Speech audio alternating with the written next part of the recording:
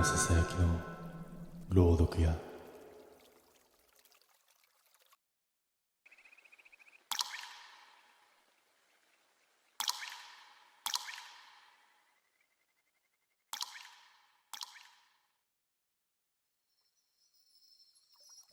あの夜のことを思い出すと、今でも夜勤表を見るたびに指が止まる。紙そのものが信用できなくなったからだ。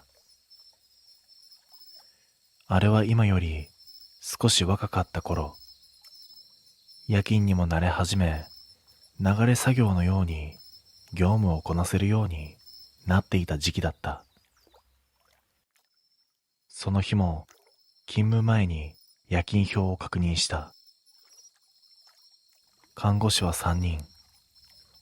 受け持ち、役割、緊急時の動線。何度も見返したが、見落としはなかった。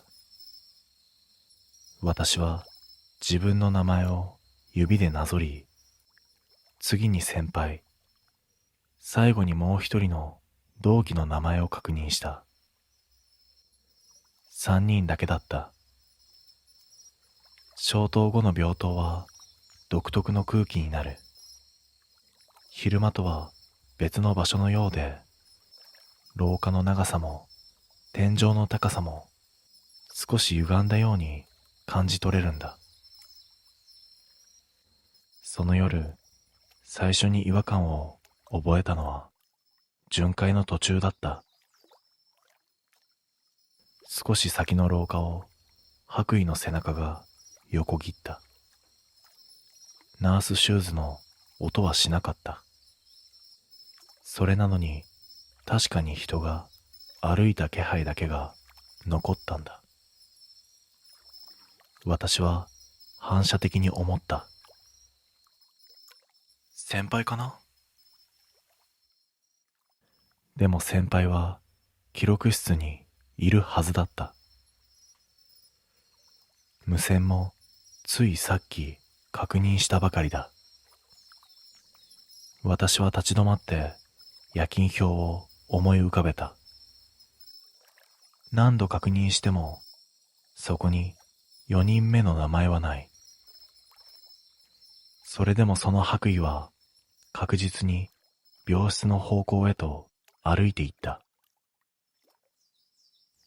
白衣の後ろ姿が消えた病室の前で、私はしばらく動けなかった。足音は聞こえなかったのに、はっきりと残っていた。私は気のせいだと思おうとした。夜勤では疲労と静けさが感覚を狂わせる。そう自分に言い聞かせて巡回を続けた。だが、その直後だった。ナースステーションの内線が鳴った。受話器を取ると同期の声がする。今、誰かそっちに行った？その一言で背中が硬くなる。私が見た白衣の話をすると、同期は少し間を置いてから低い声で言った。さっき私も見た。点滴交換してる人がそこにいてね。先輩だと思って声をかけたんだけど、振り向かなかったの。場所を聞くと、私が白衣を見失った病室と一致していた。その病室は今は使われていないはずだった。私は念のため先輩に無線を入れた。帰ってきた答えははっきりとしていた。ずっと記録室だよ。誰も病室には入っていないよ。三人とも同時に沈黙した。その後も病棟のあちこちで誰かが業務をしている気配が続いた。点滴スタンドが少し動いている。カーテンがさっきより整っている。ベッド柵の位置が変わっている。どれも誰かがやったとしか思えないことばかりだった。夜勤表を見返す。何度見てもそこに増えた名前はなかった。それなのに仕事だけが確実に進んでいった。夜明けが近づくにつれて病棟は少しずつ音を取り戻し始めていた。空調の切り替え音、エレベーターの稼働音、それらが妙に安心材料のように感じられたんだ。夜勤が終わり、私たちは3人でナースステーションに集まった。誰も口には出さなかったが、同じことを考えているのは分かっていた。あの人、誰だったんだろう。その答えが出ないまま、先輩が夜勤表を片付けようとして手を止めた。これ、見て。夜勤表の端、もともと何も書かれていなかった余白に、細い文字で名前が書き足されていた。インクは薄く消えかけたような文字だった。それは数年前にこの病棟で働いていた看護師の名前だった。事故で亡くなり、その後すぐに夜勤体制が変わった人。私はその名前を夜勤表で見た覚えがあった。新人の頃、確かにそこに載っていた。先輩が言った。だから仕事が進んでたんだね。誰も笑わなかった。その日以降、夜勤表は必ず4人分の欄が用意されるようになった。実際に勤務するのは3人でも、一枠だけ名前を書かない欄。理由は誰も聞かなかった。ただ一度その空欄を作らずに夜勤に入った日がある。その夜だけ点滴が乱れ、ナースコールが鳴り止まず、病棟は混乱した。翌朝、何も書いていないはずの欄に、またあの名前が薄く戻っていた。それ以来私は夜勤表を見るたびに、空いている一枠を決して指でなぞらない。そこには今もいるからだ。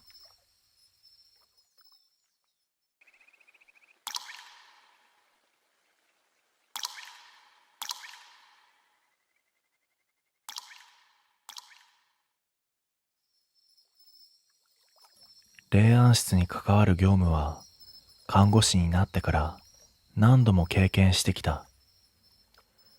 だから最初はあれもただの疲労だと思っていた。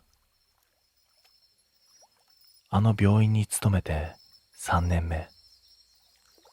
夜勤にも慣れて霊安室に一人で向かうことにも特別な感情はなくなっていた頃だった。その夜は気温の低い冬だった。病棟全体も空調が下げられ、白衣の下にもう一枚着込まなければ寒いほどだった。霊安室は決められた温度よりも常に低く保たれている。それが当たり前で、だからこそ入った瞬間に違和感を覚えた。霊安室は決められた温度よりも常に低く保たれている。それが当たり前で、だからこそ入った瞬間に違和感を覚えた。寒くない。ドアを閉めた瞬間、肌に触れる空気が病棟よりもわずかに暖かかった。空調の故障かと思い、壁の温度計を確認した。表示は正常。設定もいつも通りだった。それなのに背中にじんわりと汗をかく感覚があった。処置を終え、静かな室内で作業をしていると、遠くでかすかな音がした。足音のような、床を擦るような音。私は一度手を止めた。霊安室にはこの時間帯、私しかいないはずだった。耳を澄ますと、音はすぐ近くに感じられた。それも冷蔵庫の方から。思わず視線だけをそちらへ向けた。金属の扉はぴったりと閉じられている。それなのに中から熱が染み出してくるように空気がじっとりと重かったんだ。私はその時理由もなく思った。ここってこんなに暖かかったっけ？私は気のせいだと思おうとした。夜勤中は感覚が過敏になる。霊安室っていう場所がそう錯覚させている。そう思っていた。私は作業を続けた。必要な確認を終え、記録用紙に視線を落とした。その間も車内の空気は変わらなかった。冷たいはずの金属製の作業台に手を置いても指先がかじかまない。むしろ長く触れているとじわりと体温が奪われる感覚がだんだん薄れていく。おかしい。ふと背後で絹ずれの音がした。振り返ってもそこには何もない。だが音は一度きりではなかった。一定の間隔で誰かが静かに歩くような気配が続いたんだ。霊安室の床は歩けば必ず音が出る。それなのに聞こえるのは気配だけだった。私は壁際のあの温度計をもう一度確認した。数値は変わっていない。それでも額に汗が滲んでいるのが分かった。その時、冷蔵庫の一つからわずかな振動が伝わってきた。開閉ランプは点灯していない。扉もしっかりと閉まっている。なのに内部から人の呼吸のような浅く湿った空気が漏れている気がしたんだ。私は直感的にそこに近づいてはいけないと思ってしまった。それでも看護師として確認を怠るわけにはいかなかった。深呼吸をして手を伸ばした。取っ手に触れた瞬間、はっきりと分かった。冷たくない。金属の感触はあるのに、冷蔵庫特有のあの冷えが全く感じられなかった。その代わり、内側から人の体温に近いぬくもりが確かに伝わってきた。取っ手から手を離した瞬間、背後ではっきりと吐息がした。耳元ではなかった。少し離れた位置。それでも確実に人が息を吐いた距離だった。私は振り返らなかった。振り返ってはいけないと体が先に理解していたんだ。代わりに霊安室の入り口へ向かって歩き出した。一歩進むごとに背中にまとわりつく空気が重くなる。まるでこの部屋そのものが外へ出るのを嫌がっているようだった。ドアノブに手をかけた瞬間、冷蔵庫の方から低くくぐもった音が響いた。中で何かがみじろぎした音だった。私は反射的にドアを開け、霊安室を飛び出した。廊下を出た瞬間、はっきりと寒さを感じた。白衣の中の汗が一気に冷えた。私はそのままナースステーションへ戻り、先輩に状況を伝えた。設備点検が入り、霊安室の冷蔵庫も確認された。だが結果は異常なし。温度管理もログ上は終始正常だった。ただ一つだけ奇妙な記録が残っていた。私が霊安室に入った時間帯、冷蔵庫の一つだけ内側から開閉された反応が記録されていたんだ。外からは一度も開けていないのに。その後先輩が静かに教えてくれた。あそこはね、昔亡くなる直前まで暑い、暑いって訴えてた人がいたんだよ。それ以来、霊安室に入る前は、私は必ず温度計を見る。数値が正常でも空気が暖かく感じたら、その日は誰にも触れない。そこは冷やされるのを拒んでいる人がいる場所だからだ。